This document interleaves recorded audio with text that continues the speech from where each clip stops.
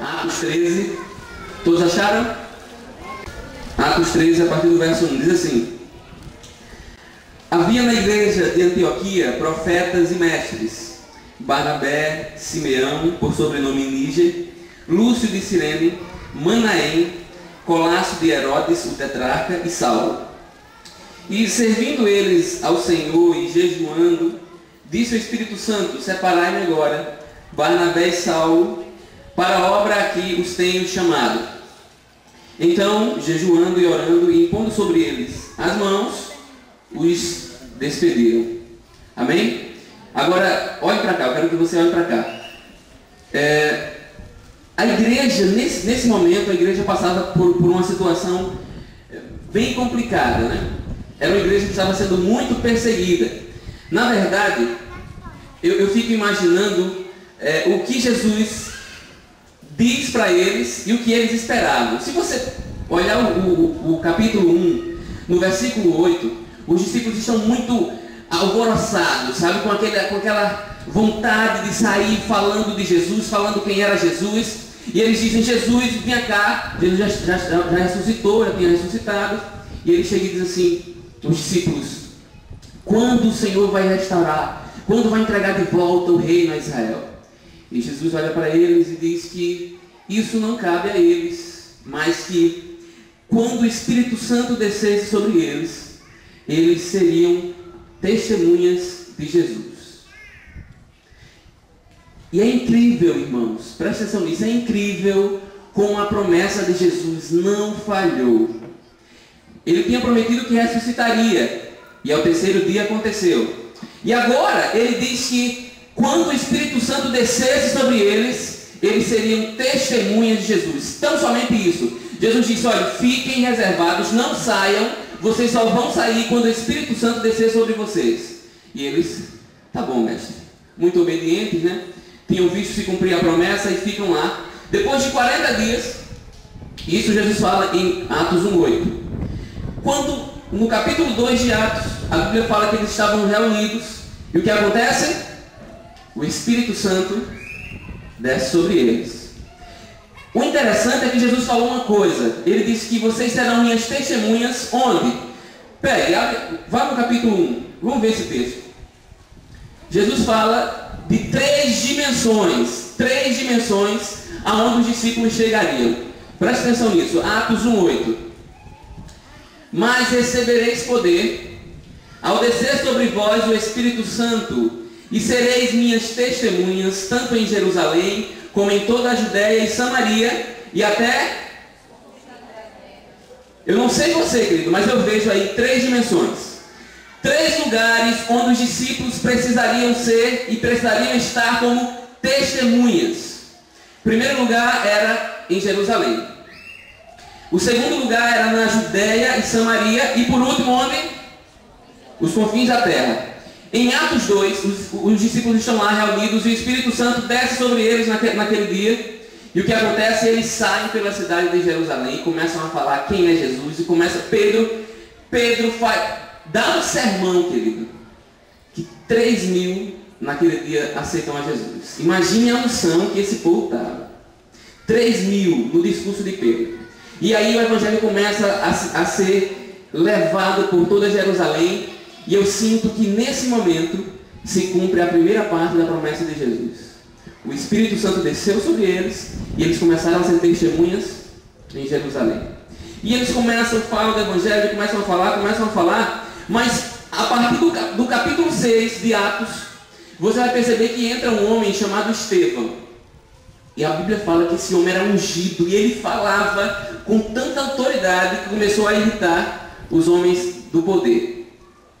E a Bíblia fala que Estevão não falava de si mesmo. A Bíblia fala que Estevão falava segundo o Espírito lhe transmitia. E uma coisa que eu quero que fique claro na sua mente é o seguinte: somente o Espírito Santo pode dar ordem para missões. Preste atenção nisso. Os discípulos poderiam ter saído assim que Jesus ressuscitou, foi levado ao céu. Eles poderiam, o desejo deles era sair. Mas Jesus diz: não, só podem fazer isso quando o Espírito Santo estiver sobre vocês.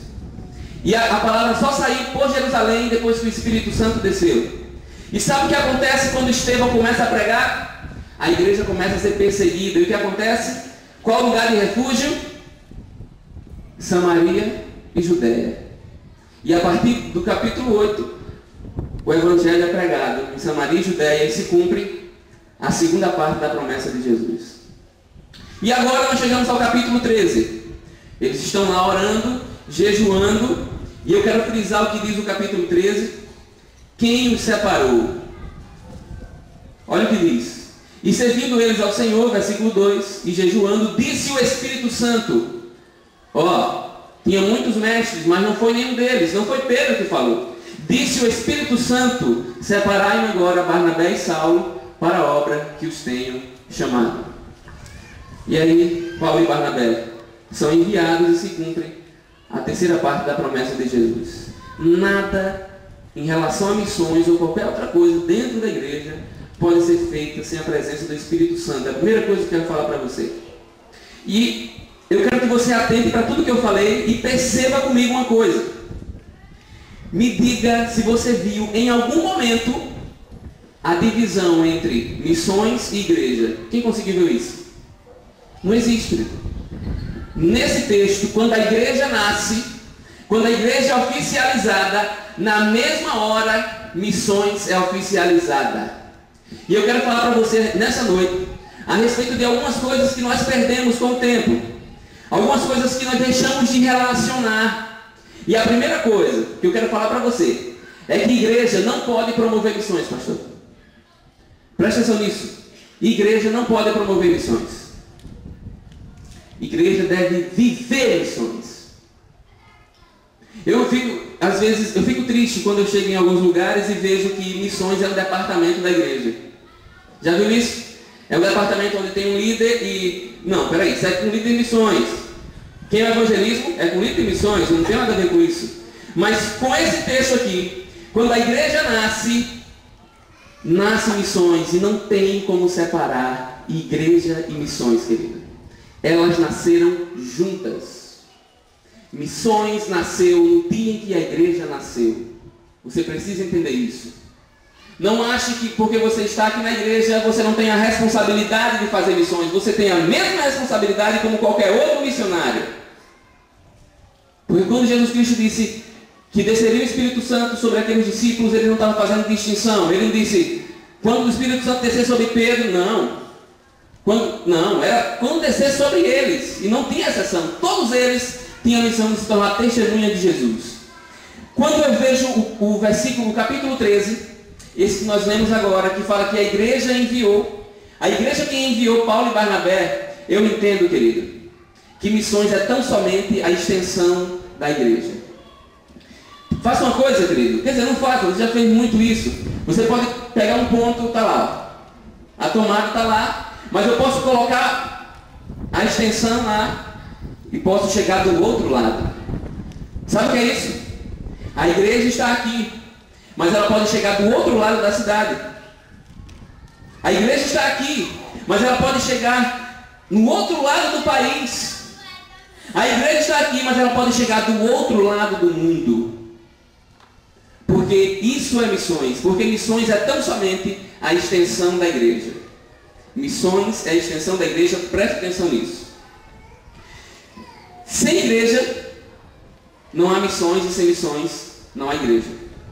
Sabe por quê? Porque para essa igreja nascer em Petrolândia, precisou alguém se dispor como missionário e pagar o preço de chegar em uma congregação e você chegar a ter 2, 3 pessoas e você está ali, pagando o preço por isso. Esse é o trabalho missionário. Sabe para quê, querido? Para que hoje esteja esse lugar aqui. Missões, ela vai à frente para que a igreja possa existir naquele lugar. Existem muitos lugares que não tem trabalhos cristãos, que não tem trabalho cristão. Pessoas que nunca ouviram falar do Evangelho. A igreja, infelizmente, a igreja não pode se reunir e pegar 5 ônibus e ir para um lugar onde não tem como, querido. Você tem suas obrigações, você tem atividades a desenvolver. Mas sabe o que a igreja faz? A igreja vem aqui e pega a extensão dela, que é missões, e vai para o outro lado do mundo. Esse é o objetivo de missões. Não existe, querido, outra pessoa, outra instituição no mundo, que tenha tanta autoridade como a igreja. Preste atenção nisso. Mateus 16, no verso 18 e 19, fala que as portas do inferno não prevalecerão contra a igreja. É isso que Jesus Cristo fala.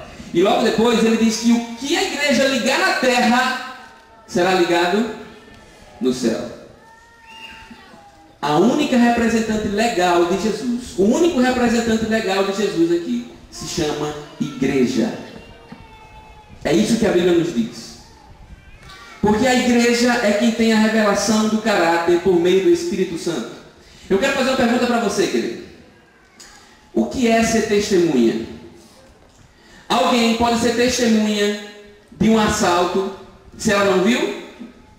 Não, né? Alguém pode ser testemunha de uma negociação se ela não viu? Não. Aí o texto diz aqui que nós somos o que de Jesus? Você já viu Jesus? E agora? Eu também não vi Jesus, não. Então a gente não tem autoridade para ficar aqui, né, querida?